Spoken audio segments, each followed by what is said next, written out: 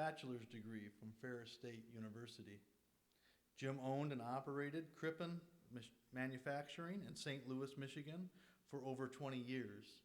He enjoyed golfing, traveling, and spending time with his family.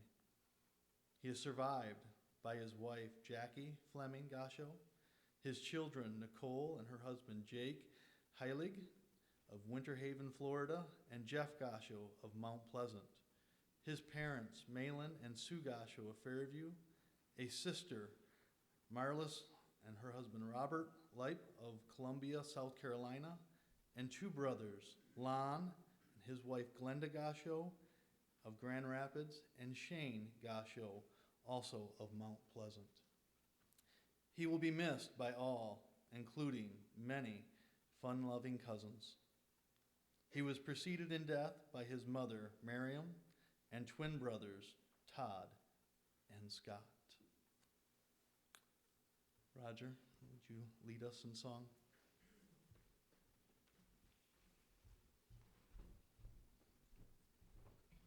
We'll be singing two numbers to start with, and you can find both of those in your books, the red book. First is number 337, What a Friend We Have in Jesus, and then I will announce the next one as well. So if you want, I'll give you a minute to find that if you want to. The words will be also up on the overhead, both front and back. But we'll sing together, What a Friend We Have in Jesus.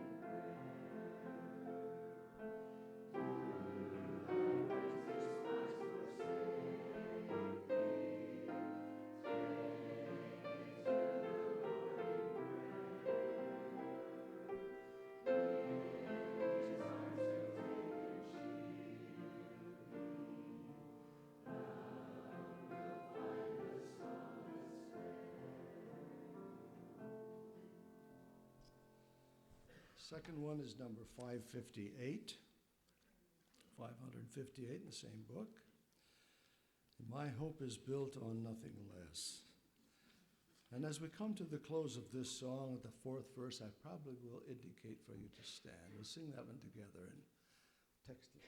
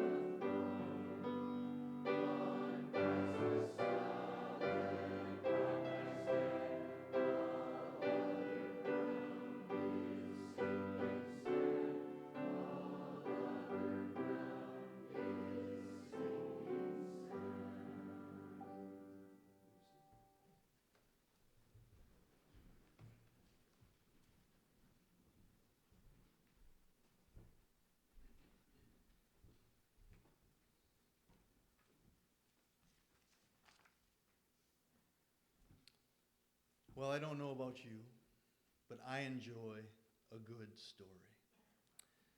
And so as I've gotten older, I have found that it's gatherings like this that we are able to come together and we are able to share, to listen, and to tell stories. Some we might be hearing for the first time, even as a father or a spouse, a daughter, a son, or a cousin.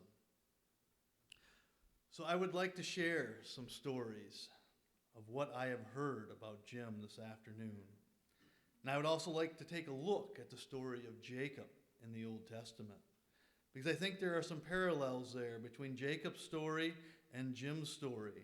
And I also think there's a lot of questions along the way that we can ask ourselves and ask, how do these stories apply to us today? We pick up the story of Jacob in Genesis chapter 25. And we see there in 25 that Rebekah is pregnant with twins. And we know then that the Lord already has plans for these unborn children. Rebekah has turned to the Lord and asked, why am I in this condition? And those of you that maybe have had twins maybe can understand a little bit why she would ask that. But the Lord replied to her and said, there are two nations in your womb. There are two peoples that will be separated from your body. The one people will be stronger than the other. The older will serve the younger. We see then that Jacob was born second, holding on to the heel of his older brother Esau. Now these two boys grew up, and Esau was a skillful hunter and a man of the field. And the Bible says that Jacob was a civilized man living in tents. Now as the boys were growing up, one day Jacob had cooked a nice stew, and Esau came home from hunting, and he was very hungry. And he asked his brother for some food. But Jacob asked Esau to give up his birthright for the stew. See, we see here some brotherly love.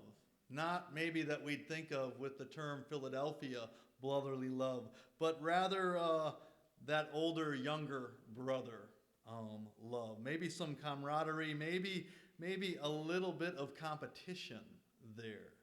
And eventually, Esau conceded his birthright for some stew and some bread, and both boys got what they wanted.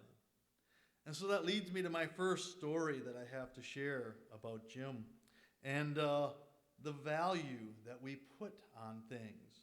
And why is it that one person will value something higher than another? And so I think the easiest example of this is maybe art. And we see that somebody can put a nice picture on a canvas and put a frame on it, and to some, it's worth maybe $100 or $200. And to others, it's worth thousands and maybe even millions. I haven't got to that second point yet, but yes, for some, it is worth more than others. And this also, I learned, applies to golf courses. And so, about 15 years ago, I was working here in town, and my boss was investing in real estate properties in the area. And he would buy up homes or commercial properties.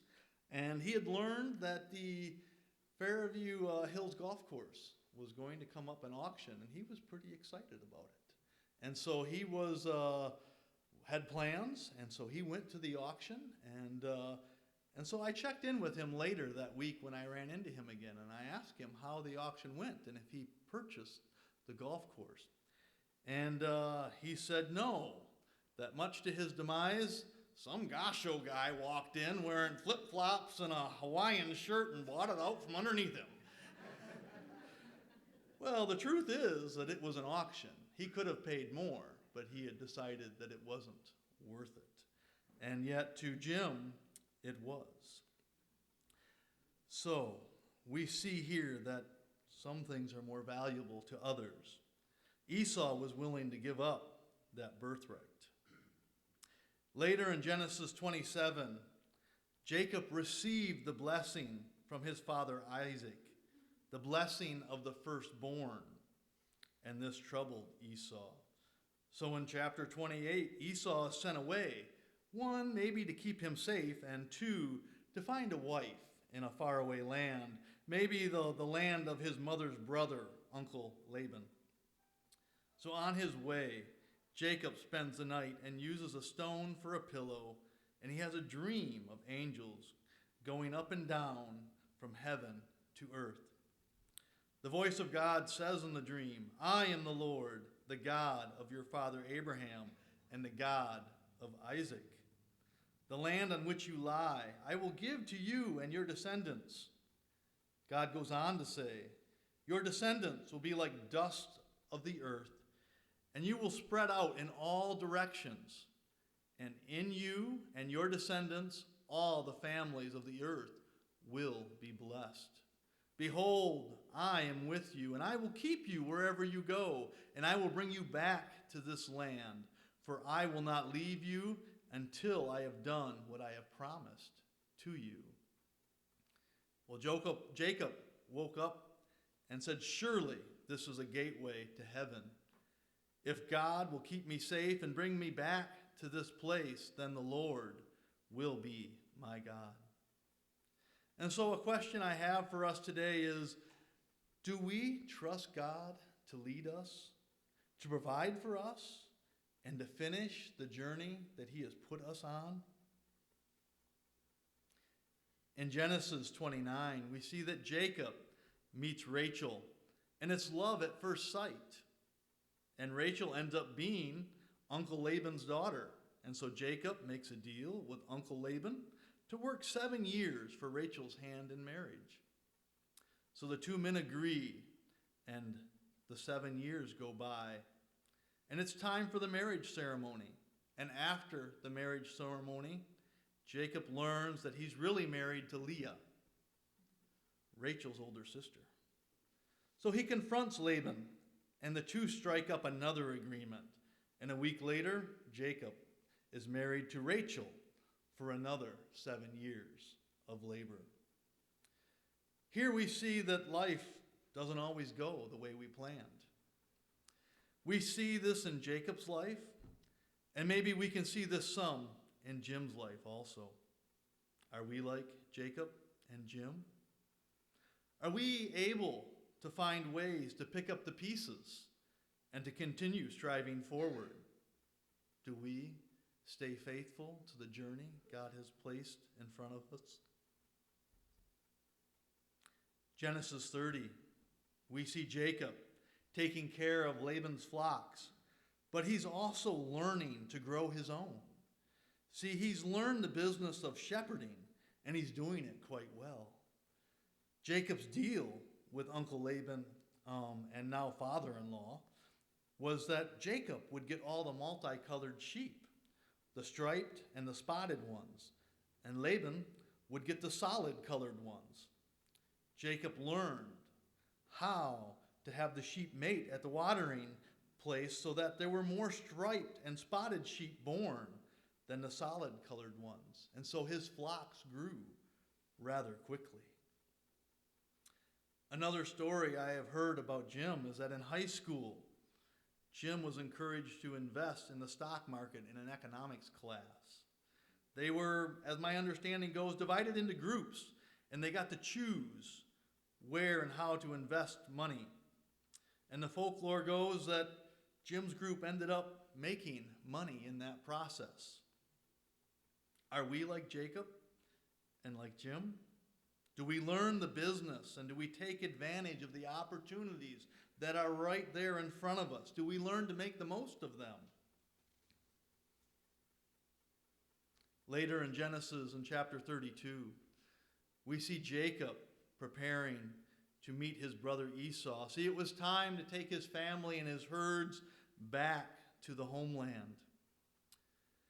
And Jacob was acknowledging that the relationship with his brother, that he left years ago was strained and not right. I heard of a similar circumstance in Jim's life, going back to that idea of the golf course. See, he had bought it in a partnership, and it wasn't that long into the newfound enterprise that there seemed to be some differences on maybe how the business could be managed. And so Jim sold his share to the partner because having the friend was more important than making the money on the sale. We see this in Jacob's story too. See, he was willing to give up his flocks and his servants to Esau to make things right between them. Later in Genesis 32, we find Jacob all alone. See, he sent his family and the flocks on ahead to Esau, and Jacob stayed behind on the other side of the river. And that night he ends up wrestling again. And he's wrestling and wrestling with an angel of God. And he holds on even as the light is coming. And he's begged by the angel to let go. And Jacob will not let go. He hangs on. Eventually the angel touches him in the hip. And he ends up limping, maybe for the rest of his life. And yet he hangs on.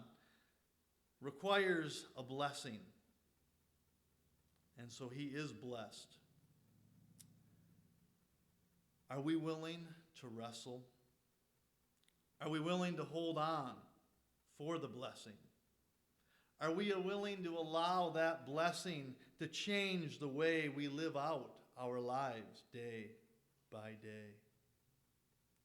I've learned that Jeff was given a Bible from his father's childhood. And in that Bible, the book of James is marked up. Now, James is a wonderful book, especially for the movers and the shakers, the doers in this world. And it gives us an idea that our faith is much more than what we say we believe. It's how we choose to live. James 1, verses 2 to 4 says, "Consider it joy, my brothers and sisters, when you encounter various trials. Know that the testing of your faith produces endurance. And let endurance have its perfect result, so that you may be perfect and lacking nothing." Now we see in Jacob's life, in Jim's life, maybe our own life, that we've had trials. Are we willing to continue to endure? Later in chapter 1 in the book of James, on verse 12, it says, "Blessed is the man who perseveres under trial. For once it has been approved, he will receive the crown of life, which the Lord has promised to those who love him." So here we see that perseverance will pay off under trial, but we have to be willing to go through it. Later again in chapter 1, verses 20 through to 24. "But prove yourselves doers of the word, not just hearers who deceive themselves.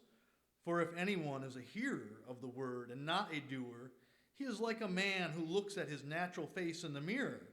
For once he has looked at himself and gone away, he has immediately forgotten what type of person he was."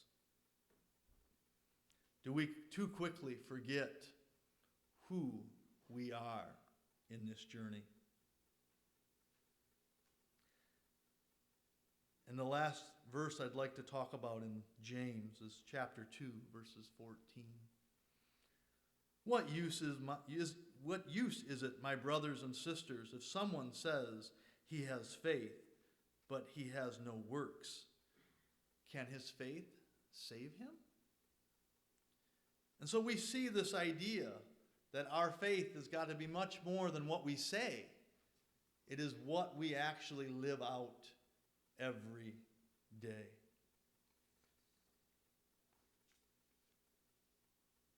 Jim's daughter, Nicole, shared with me a time when Jim had come to visit And one evening, he had decided they needed some chocolate cake. So he went out and bought one. I only imagine that it was maybe a large one and that there were multiple layers of chocolate upon chocolate with some more chocolate. I think we need to be reminded by this story to take time to celebrate. Are we looking for the good things in life? Are we finding the things in our lives to throw a party? Jacob's life had a lot of twists and turns in it. But if you follow the story, eventually Jacob's sons and himself end up in Egypt. And we see that the nation of Israel is born, God's chosen people. Life will not go how we plan, but can we learn to take advantage of the opportunities right in front of us? Can we be willing to pick up the pieces and keep striving forward? Are we willing to stay faithful to the journey God has placed us on? Are we willing to put relationships in front of or above financial gain? Are we willing to wrestle with the hard things and hold on for the blessing that comes from that struggle? Do we allow that to change the way we walk, to change the way we live our day-to-day lives? Do we celebrate the little things? We have a lot of reasons, just like Jacob and just like Jim, to celebrate. We have a God who has been faithful. We have a God who loves us. A God who has sent his Son to pay the ultimate price so that we might be considered his children, the children of the most holy and loving God. So I'd ask if you would join us in singing Victory in Jesus. We have some pretty amazing things to celebrate today. Roger.